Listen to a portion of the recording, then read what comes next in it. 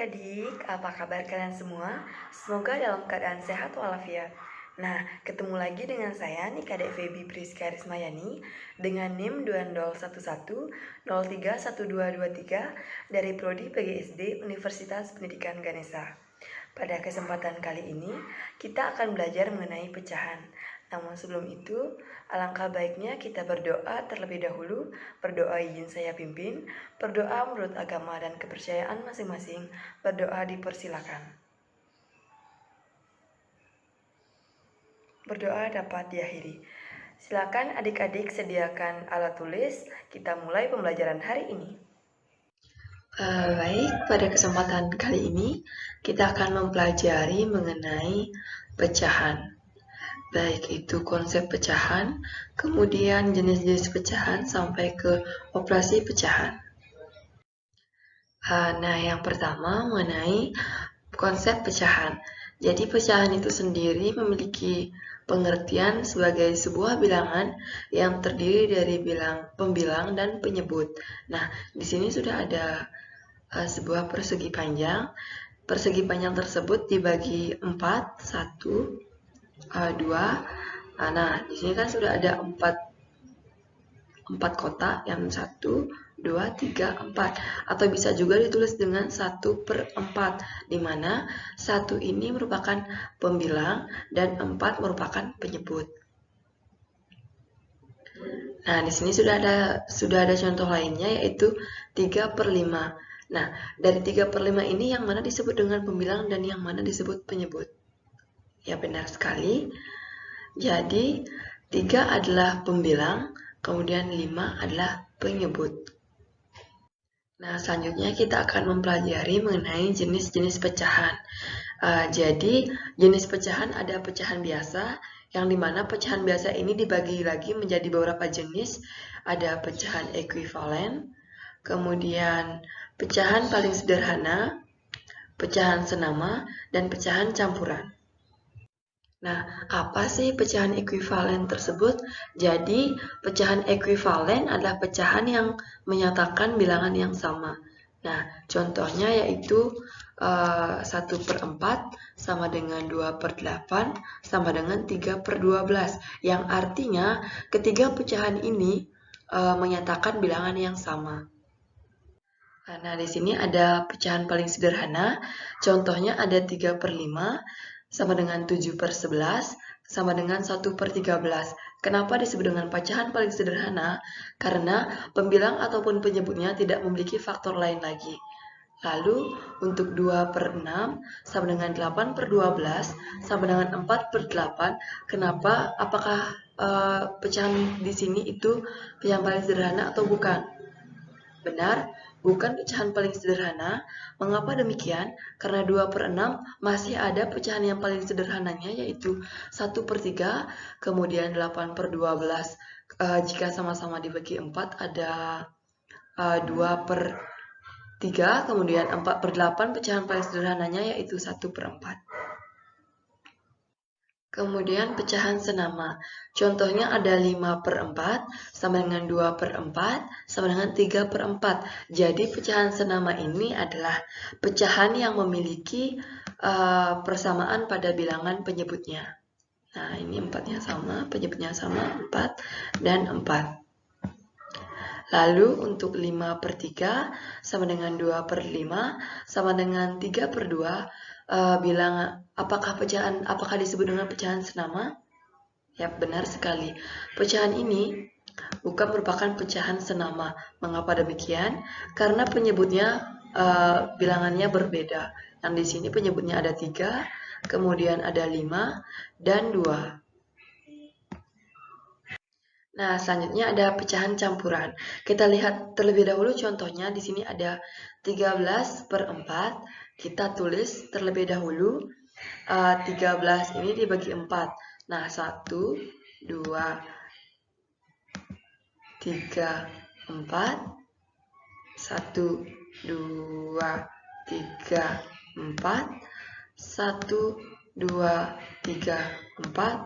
1. Nah, jika ditotalkan 4 dijumlahkan dengan 4 dijumlahkan dengan 4 dan dijumlahkan dengan 1, maka hasilnya adalah 13, yang dimana masih memiliki sisa 1.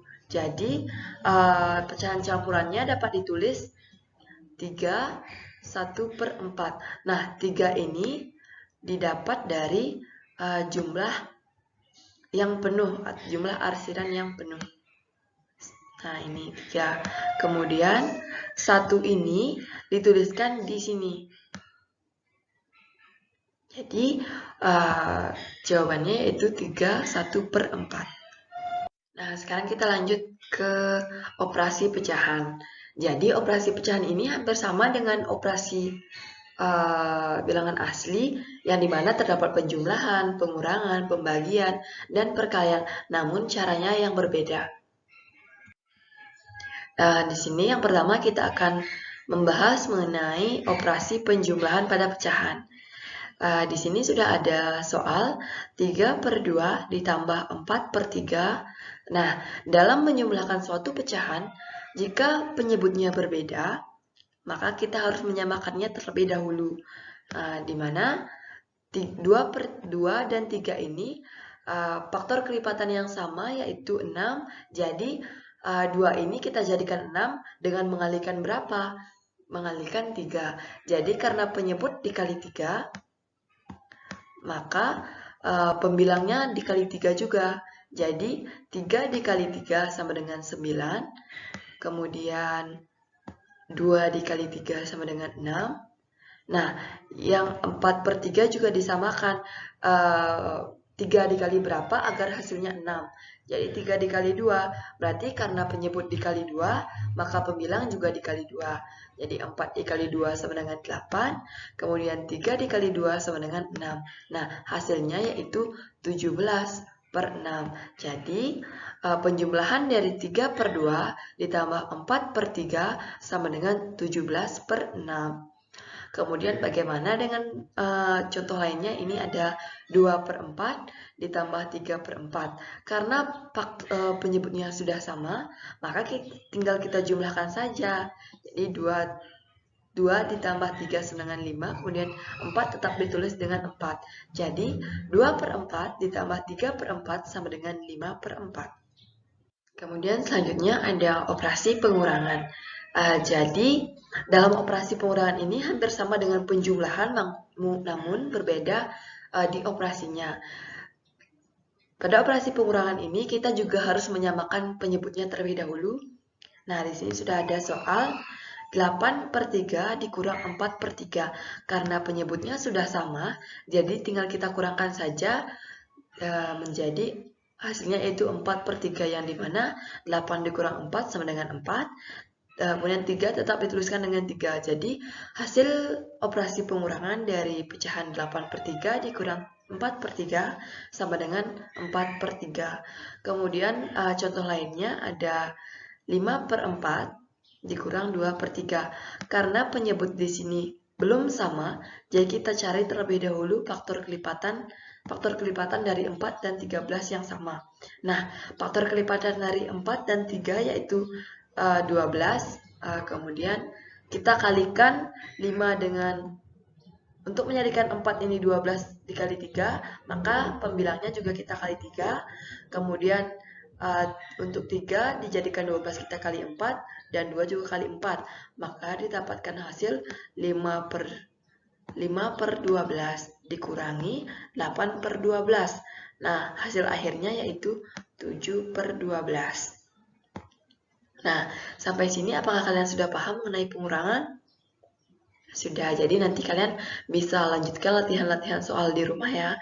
Selanjutnya kita akan membahas mengenai perkalian. Nah, pada perkalian ini, di sini saya menuliskan contohnya 3/2 dikali 4/3. Nah, cukup mudah sekali dalam perkalian ini, kita bisa langsung saja mengalihkan antara pembilang dengan pembilang dan penyebut dengan penyebut. Nah, di sini 3 langsung dikalikan dengan 4, kemudian 2 dikali dengan 3, jadi hasilnya yaitu 12/6. Kemudian pembagian. Pada pembagian ini Sedikit sulit mungkin kelihatannya, namun gampang. Di sini saya sudah menyediakan soal yaitu 6/2 dibagi 3/2. Nah, pada pembagian ini kita cara penyelesaiannya dengan perkalian silang. Ini 6 dikali pembilang dikali penyebut, kemudian penyebut dikali pembilang. Di mana 6 dikali 2, 2 dikali 3. Hasilnya yaitu 12/6 atau bisa kita sederhanakan menjadi 2. Baik, itu tadi penjelasan mengenai konsep, kemudian jenis-jenis pecahan, sampai ke operasi pecahan. Semoga bermanfaat. Nah, adik-adik, itu tadi penjelasan mengenai konsep pecahan, kemudian jenis-jenis dari pecahan, sampai ke operasi pecahan. Apakah kalian sudah paham sekarang mengenai pecahan tersebut? Nah, jika sudah, ingat ya, kalian harus latihan juga di rumah.